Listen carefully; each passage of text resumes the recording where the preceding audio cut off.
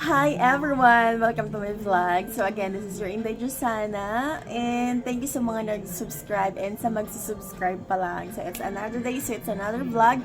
Hindi na tayo paligwi-ligwi pa, diretsahan na. So ang topic natin for today is ano ang gagawin ko pag nawala yung COR ko or yung Certificate of Registration. So ito yung mga kailangan natin guys na gawin.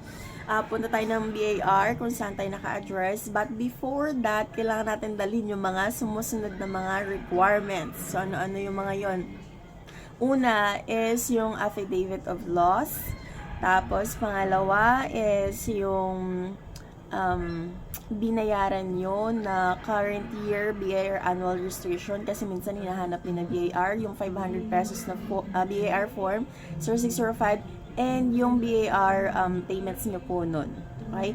So, yung pangatlo naman is BAR Form 1905, 2 copies. Pang-apat, BAR Form 0605. Fill upan nyo po yan, tapos ilagay nyo po dun 1,000 penalty, and then lost COR.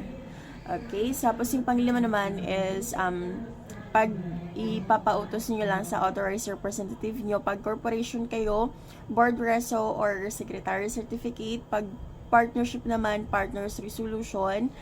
Pag individual naman is PA or special power of attorney. And then pang-anim, photocopy government ID ng may-ari, and then photocopy government ID ng authorized representative niyo.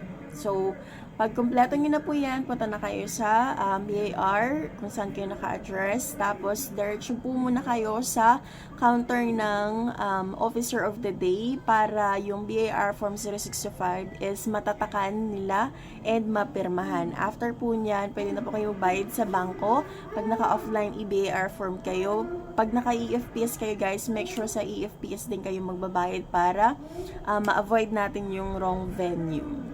Okay? So, after that, i-submit nyo na po sa COR updates ng counter para sila po mag-release sa inyo ng panibagong original COR nyo. Minsan naman, within that day, binibigyan nila or minsan naman kinabukasan, depende sa volume ng transactions nila. So, yun lamang guys. I hope this video is makatulong sa inyo. So, see you on my next vlog and love, love, love. Bye-bye!